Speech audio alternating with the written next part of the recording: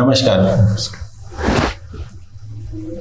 তো আমি hair transplant করিয়েছিলাম, এটা কথা আছে 22 জুলাই আর আজকে হচ্ছে 26, মিন্স কমপ্লিট 4 ডেজ। একটু মাথা নিচে করুন। তো এই এত বড় এরিয়া আমরা করেছিলাম, পিছে ক্রাউন এরিয়াতে ওনার অনেকটা ফাঁক ছিল আর সামনে এরিয়াটা এটা যেটা আছে, আর এই জায়গাটা আমরা নিয়েছিলাম। এটা সেলাই হয়ে যাওয়ার বাদে আপনি এটা দেখতে পাচ্ছেন আর সোজা হয়ে যায়।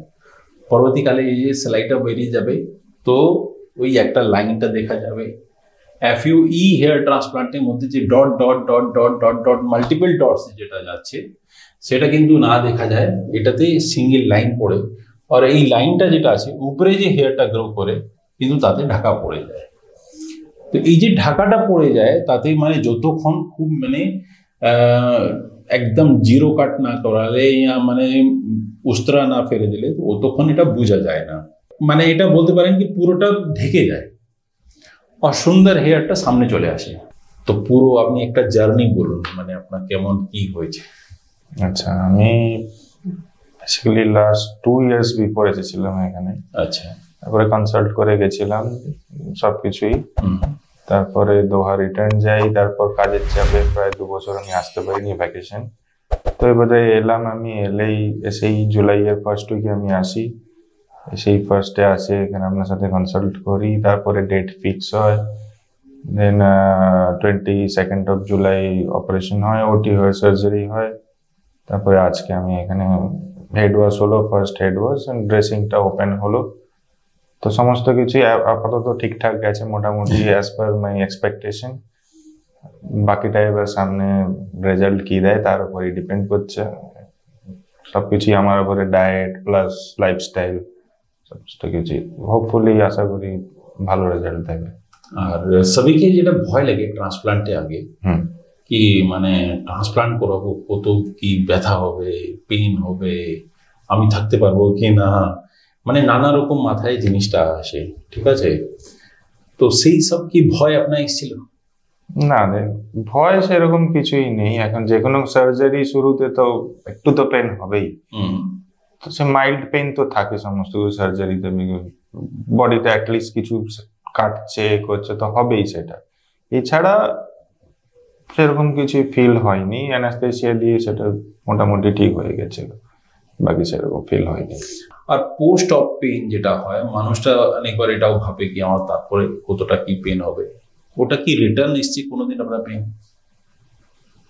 না, সেরকম ফার্স্ট 2 ডেজ তারপরে কোনোদিন রিটার্ন আর আসে না আপনি, তারপরে আর কোনো নেই।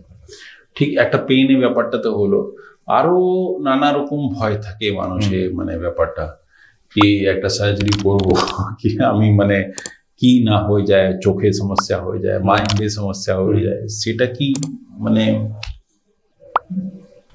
সেরকম কিছু কোনো ফ্রি মাইন্ডে কোনো অসুবিধা নেই, কোনো প্রবলেম নেই। হ্যাঁ, এটাই আমার মানে বলার বক্তব্য। বেসিক্যালি আমি অনেকগুলো ভিডিওতেও বলেছি এই কথাটা কি নানা রকম বেসিক্যালি যে ডক্টরস থাকে না, মানে নন মেডিকেল পার্সন যে জ্ঞান দিচ্ছে অনেক কিছু ইউটিউবে, তারা কিন্তু এরকম ভ্রান্তি ফালিয়ে দেয় মানে এই জায়গাতে মধ্যে কি না কি হয়ে যাবে। তো সেটা একটা মানে মাইন্ডের মধ্যে এমন একটা ইম্প্যাক্ট করে যে ট্রান্সপ্লান্ট করাতে যাচ্ছে তাদের মধ্যে একটা নেগেটিভ ইম্প্যাক্ট করে, কিন্তু এইসব কিছুই নেই। একটা ভালো মানে ট্রান্সপ্লান্ট একটা রেজাল্ট আসার বাদে মানুষের একটা লুকটা চেঞ্জ হয়ে যায়, সাইকোলজিক্যাল স্টেবিলিটি অনেকটা চলে আসে, কনফিডেন্স লেভেলটা অনেক বেড়ে যায়। তো জাস্ট আপনাকে ট্রান্সপ্লান্ট বাদে কি এমন মনে হচ্ছে কি হ্যাঁ কনফিডেন্স লেভেল বাড়বে? অবভিয়াসলি নরমালি সাইকোলজিক্যালি হয়, হ্যাঁ না? এইসব জিনিসটা আছে।